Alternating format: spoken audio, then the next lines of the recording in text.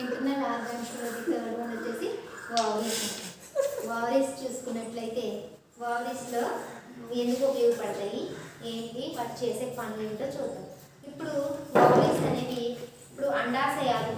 Ovaries అంటే అండాశయములు. ఈ అండాశయములు రెండు. ఆ రెండు ఏంటంటే రెండు ఒక్కొక్కటి అంటే అటు సైడ్ ఒకటి ఇటు సైడ్ ఒకటి ఉంటాయి. అవి ఎక్కడ ఉంటాయంటే ఫెలోపియన్ యొక్క ట్యూబ్ యొక్క కింది భాగంలో అంటే అండనాళం యొక్క కింద భాగంలో ఈ ఓవరీస్ అనేవి ఉంటాయి. నెక్స్ట్ ఇవి ఏం చేస్తాయి అంటే కనుక ఇవి అండాశయంలో ఒక్కొక్కటి బాదంకాయ ఆకారంలో ఉంటాయి. ఇంత సైజులో బాదంకాయ ఆకారంలో ఉంటాయి. ఇవి ఏం చేస్తాయి అంటే ఇవి బ్రాడ్ లిగ్మెంట్ అనేది దీనికి అతుక్కుని ఉంటాయి ఓవరీస్ అనేవి. నెక్స్ట్ ఇందులో రెండు భాగాలు ఉంటాయి. అవి ఏంటంటే మిడుల్లా కార్టెక్స్. అదేంటంటే మిడుల్లా కార్టెక్స్. ఈ మిడుల్లా కార్టెక్స్ ఒక్కొక్కటి ఏంటంటే మిడుల్ అనేది దేంతో తయారు చేయబడిందంటే కనెక్టివ్ టిష్యూతో చేయబడి అందులో రక్తనాళములు, లింఫాటిక్ సిస్టమ్, అలాగే నరాలు దీని గుండా ప్రయాణం చేసి ఆ యొక్క ఓవరీస్కి అందజేయడం జరుగుతుంది. అలాగే కార్టెక్స్ అనేది ఏంటంటే దీంట్లో పనిచేసేటువంటి ముఖ్యమైన భాగం ఏంటంటే ఫాలికల్స్. కార్టెక్స్లో పనిచేసేవి ఏంటంటే ఫాలికల్స్. వీటి యందు అభివృద్ధి చెందినటువంటి అండనాళములు అనేవి అండజీవాణువులు అనేవి ఉంటాయి. అభివృద్ధి చెందినటువంటి అండజీవాణువులు అనేవి ఉంటాయి. అసలు ఏంటి అంటే అవి ఆ జీవాణువులు ఏమంటామంటే ఓవా సెల్స్ అని అంటారు. ఆ జీవాణువులు ఏమంటాం ఓవా సెల్స్.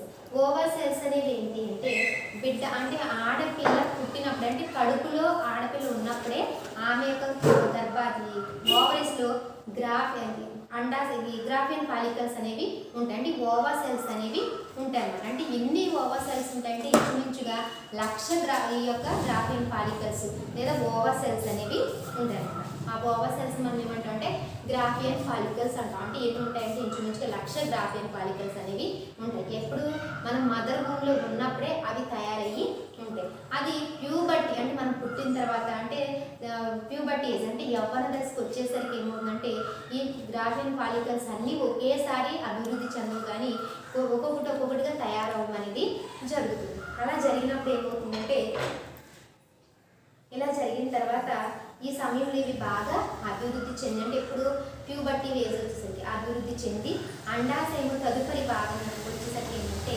ఇది ప్యూబర్టీ వయసు వచ్చేసరికి ఏమవుతుందంటే ఈ గ్రాఫియన్ ఫాలికల్స్ అనేవి ఈ యొక్క ఒక్కొక్కటి తయారయ్యి ఒక్కొక్కటిగా ఏదో ఒకటి అటువైపు కావచ్చు ఇటువైపు కావచ్చు ఏదో ఒక వైపు ఈ తయారైనటువంటి గ్రాఫియన్ ఫాలికల్స్ ఈ యొక్క అండాశయం యొక్క ఉపరితల భాగానికి వచ్చి ఇది రప్చర్ అవుతుంది. రప్చర్ అయ్యి గ్రాఫియన్ ఫాలికల్స్ రప్చర్ అయ్యి అండం విడుదల అనేది జరుగుతుంది.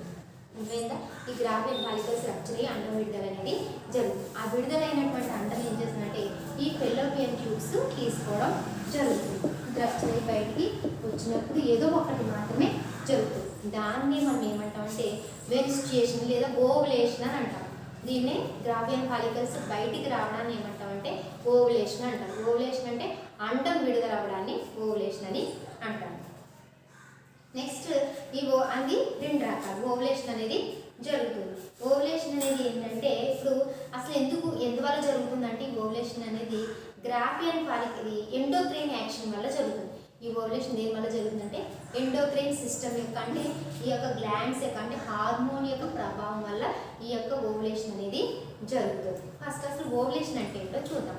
ఓవులేషన్ అంటే ఏంటంటే గ్రాఫియన్ ఫాలికల్స్ రప్చర్ అయ్యి లేదా పగిలి బయటపడడాన్ని మనం ఏమంటామంటే ఓవులేషన్ అని అండం బయటకు రావడానికి ఓవులేషన్ అని అంటాం. అంటే ఇది గ్రాఫియన్ ఫాలికల్ అంటే అండాశయంలో ఈ వీటిని మనం గ్రాఫియన్ ఫాలికల్స్ అంటాం. ఈ గ్రాఫియన్ ఫాలికల్స్ అన్నీ ఒక ఇంచుమించుగా 1,00,000 గ్రాఫియన్ ఫాలికల్స్ ఉంటాయి.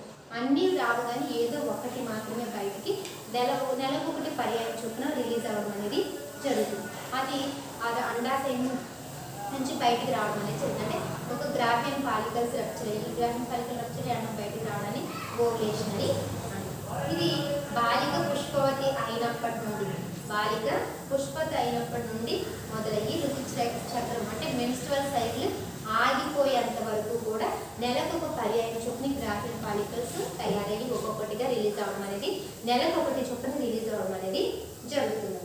నెక్స్ట్ ఇది ఏంటంటే అంటే ఆ మెన్స్ స్టార్టింగ్ ఏమంటాం అంటే మెన్స్ ఫస్ట్ వచ్చేటువంటి జరిగేటటువంటి మెన్స్ట్రువల్ పీరియడ్ ఏమో మనం ఏమంటాం అంటే మెనార్క్ అని అంటారు. అదే మెన్సెస్ పూర్తిగా ఆగకపోతే దాన్ని మెనోపాజ్ అని అంటారు. అంటే మెనార్క్ దగ్గర నుంచి మెనోపాజ్ స్టేజ్ వరకు కూడా ఒక్కొక్కటి నెలకు ఒక పర్యాయం చొప్పున ఈ ఓవం అనేది రిలీజ్ అవుతుంది, అండం అనేది రిలీజ్ అవుతుంది. రిలీజ్ అయ్యి అంటే గ్రాఫియన్ ఫాలికల్స్ రప్చర్ అయ్యి అండం బయటకు అనేది రావడం జరుగుతుంది అన్నమాట. ఇది ఎప్పుడు జరుగుతుంది అసలు ఈ గ్రాఫియన్ ఫాలికల్స్ ఎప్పుడు రప్చర్ అయిందంటే మెన్సెస్ అయిన 14 రోజుల నుంచి జరుగుతుంది. మెన్సెస్ అయినటువంటి 14 రోజుల నుంచి ముందుగా ఇది జరుగుతుంది.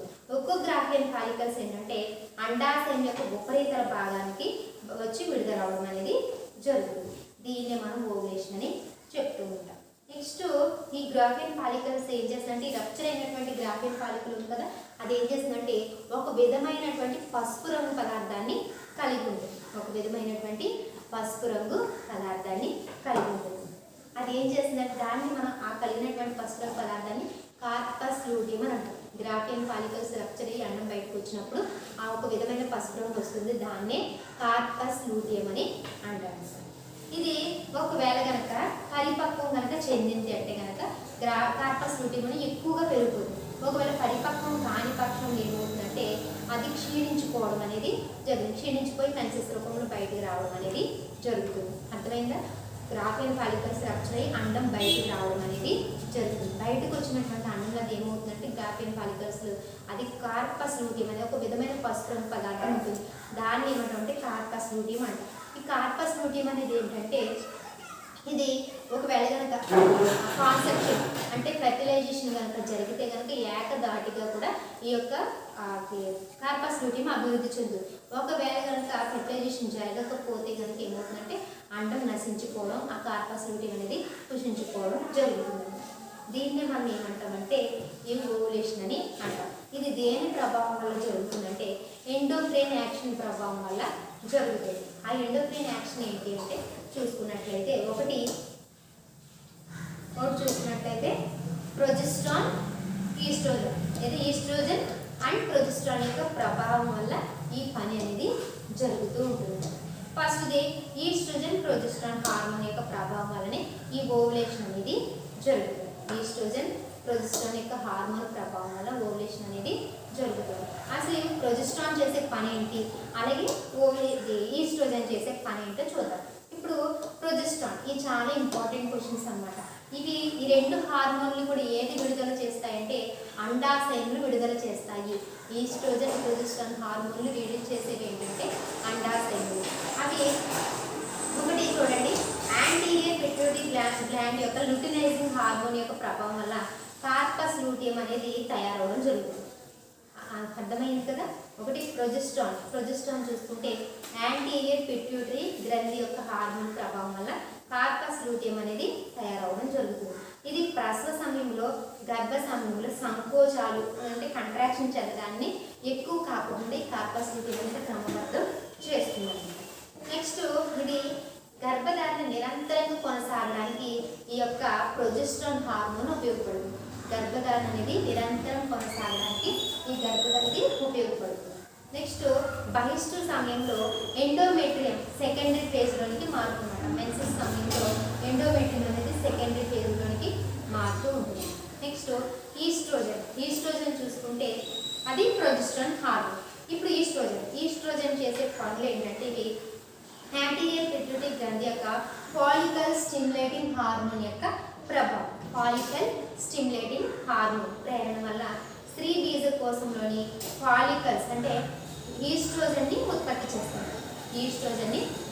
చేస్తుంది. పనులు ఏంటంటే ఇది ద్వితీయ లైంగిక అవయవాలను అభివృద్ధి చేయడంలో ప్రధాన పాత్ర పోషిస్తుంది. అంటే సెకండరీ సెక్సువల్ క్యారెక్టరిస్టిక్స్ అంటే సెకండరీ ప్రత్యుత్పత్తి అవయవాల్ని అభివృద్ధి చేయడంలో ఇది ఉపయోగపడడం జరుగుతుందన్నమాట. స్త్రీతత్వము అంటే లైంగిక అంటే సిగ్గుపడడం అండ్ ఫినామిన్ క్యారెక్టర్స్ని అభివృద్ధి చేయడానికి ఇది ఉపయోగపడుతుంది. అలాగే ప్యూబిక్ హెయిర్ పెరగడానికి, అలాగే ఋతుస్రావాన్ని క్రమబద్ధం చేయడానికి. నెక్స్ట్ ఋతుచక్రంలో క్రమంలో మొదటి 2 వారాల్లో కూడా ఏంటంటే ఎండోమెట్రియం మయోమెట్రియం ఎక్కువగా పెరగడానికి ఇది ఉపయోగపడుతుంది. నెక్స్ట్ ఇది గర్భాశయాన్ని అలాగే అండాశయానికి బ్రెస్ట్కి ఇది ఏం చేస్తుందంటే రక్తం సరఫరా చేయడానికి ఉపయోగపడడం అనేది జరుగుతుంది. తెలుసుకుంటే యూట్రస్ ఫెలోపియన్ ట్యూబ్స్ యొక్క ముఖ్యమైన భాగాలు అంతర్గత ప్రత్యుత్పత్తి అవయవాలు.